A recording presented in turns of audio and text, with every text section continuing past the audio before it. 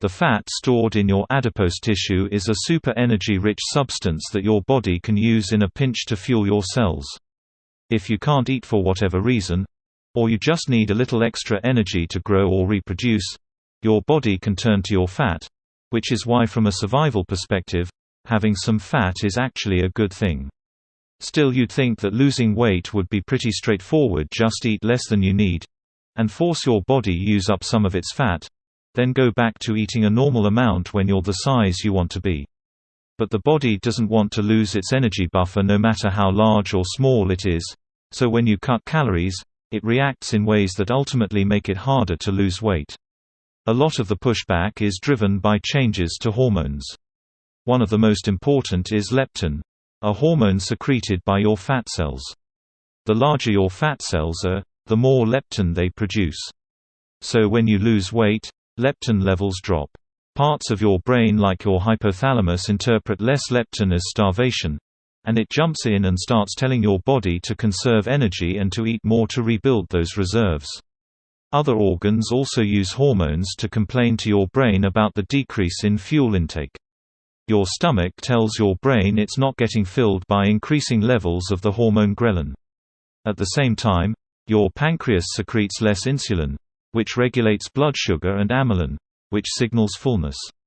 So when you cut calories, ghrelin levels rise and insulin and amylin levels plummet, signaling your brain to increase appetite, making you feel ravenous.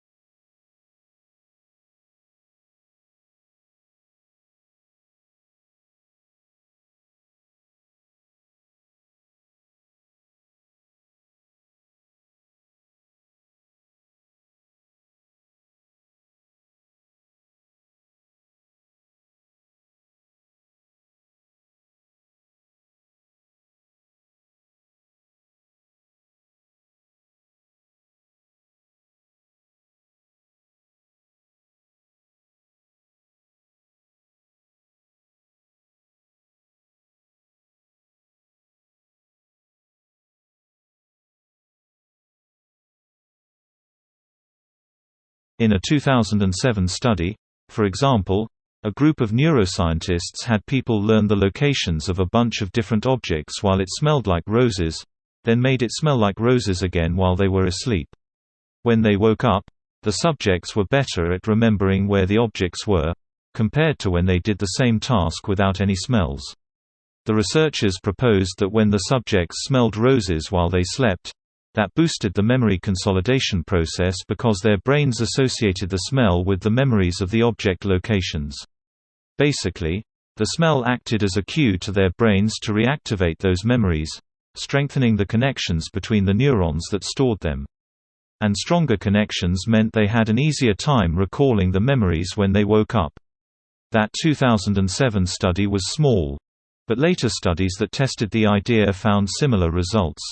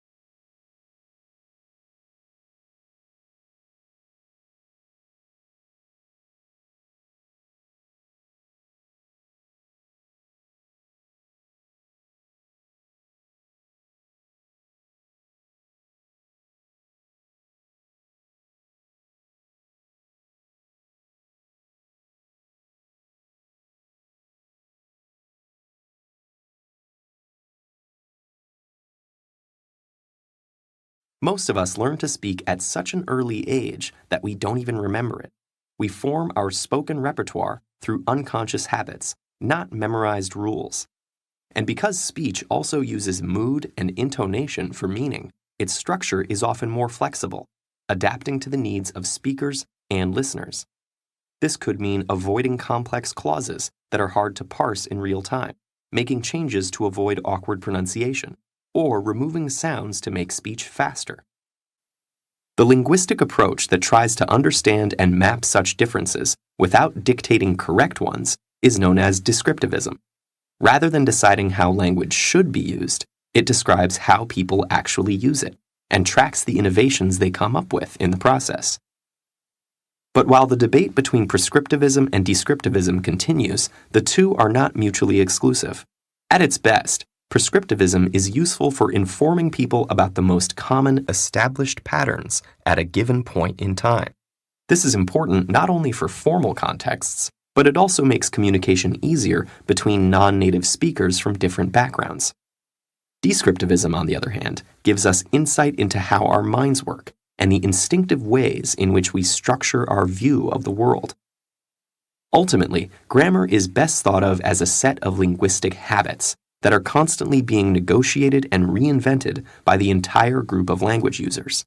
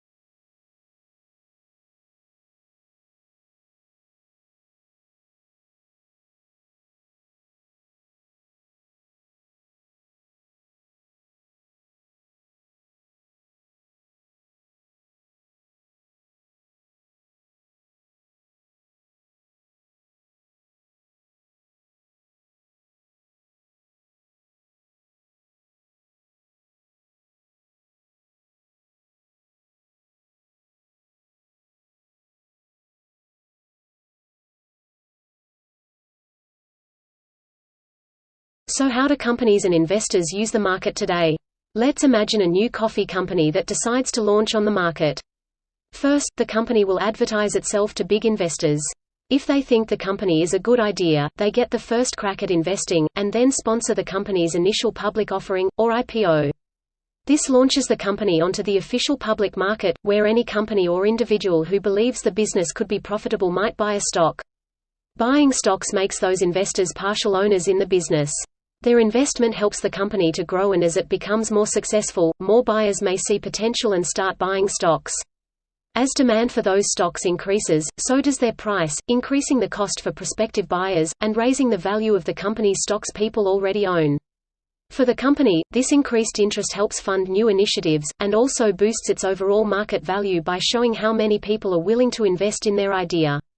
However, if for some reason the company starts to seem less profitable, the reverse can also happen. If investors think their stock value is going to decline, they'll sell their stocks with the hopes of making a profit before the company loses more value. As stocks are sold and demand for the stock goes down, the stock price falls, and with it, the company's market value. This can leave investors with big losses unless the company starts to look profitable again.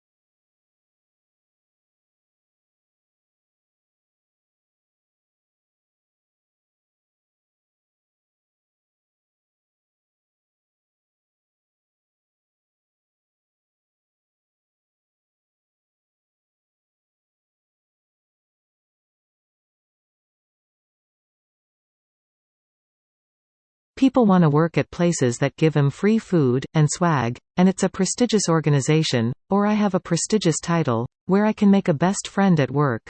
The things that we are told over and over again go into making a good work culture. In reality, those are some of the least prioritized things for the majority of workers in America today. To the extent that leaderships of companies are under these illusions, they will continue to incentivize and design environments that are no longer a very good fit to the true trade-off priorities of the workforce. What people want is work to be a positive part of the rest of their life.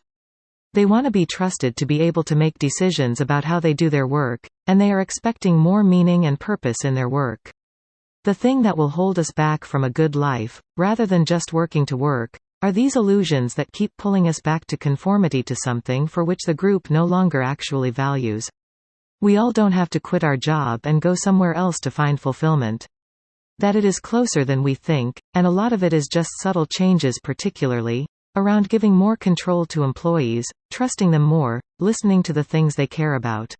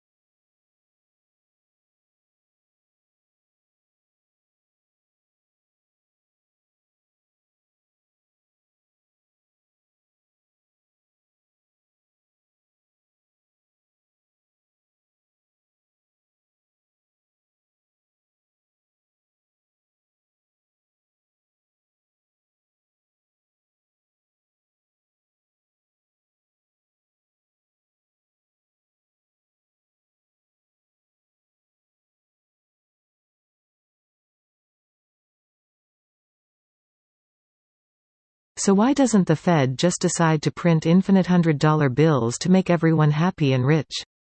Well, because then the bills wouldn't be worth anything.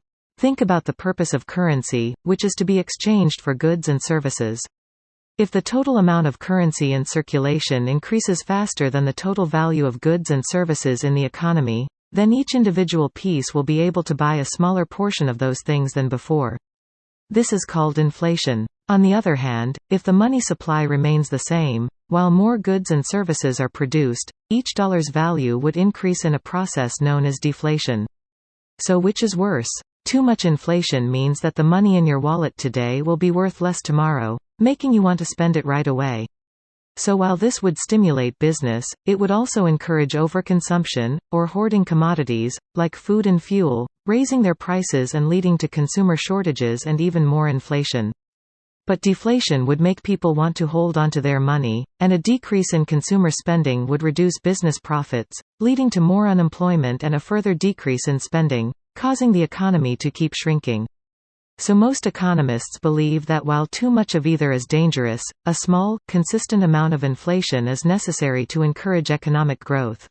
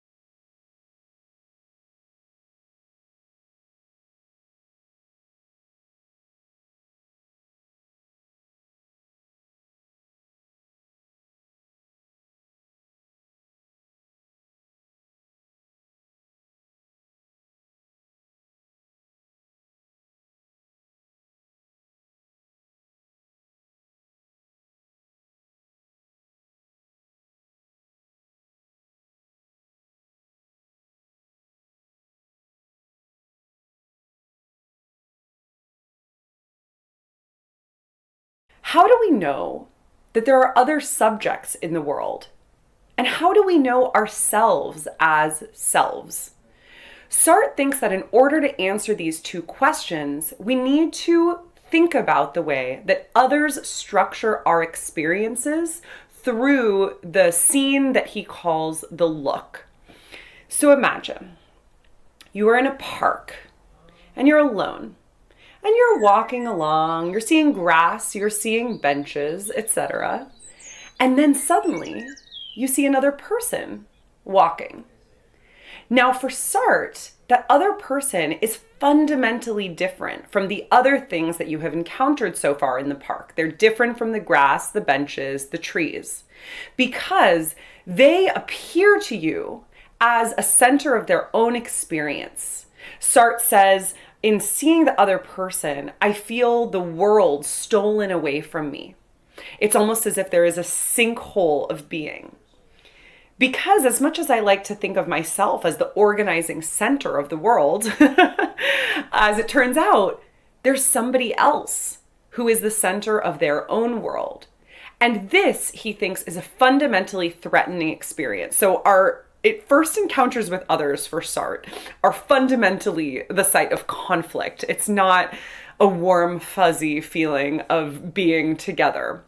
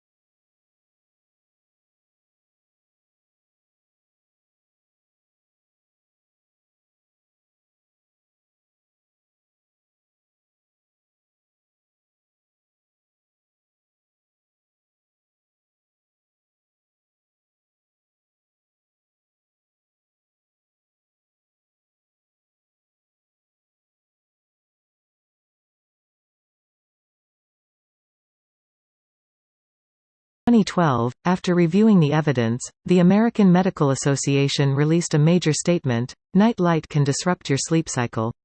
However, for whatever reason, not many people have been since informed about it. So here is the basics of what you need to know. When you're exposed to a significant amount of light, specifically of the blue wavelengths, your body suppresses melatonin production to make you feel more awake. Normally, this evolutionary design works pretty well. With the coming of night and day, our melatonin levels waxes and wanes, giving us a circadian rhythm. However, since the invention of artificial lights, we're being exposed to more and more light at nighttime, and these effects can be pretty big. Here's what happens when you place participants in a room with similar brightness to your average household.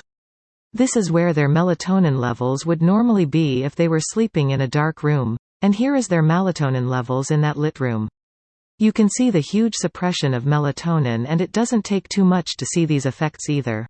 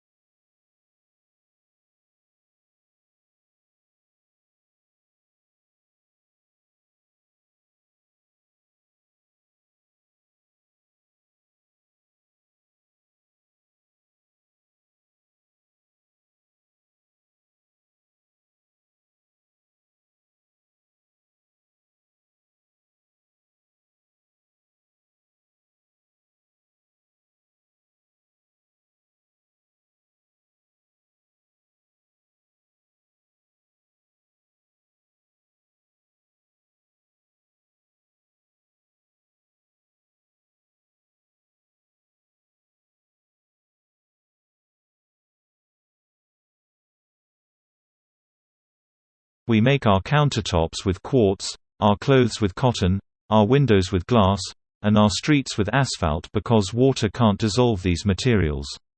They're made mostly of molecules with no charged parts.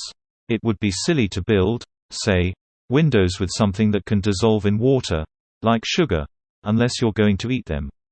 And lots of the substances that water does dissolve, like washable markers, are things we engineered so that they can be washed away. We've also engineered versions that aren't dissolvable in water for when we don't want them to be washed away.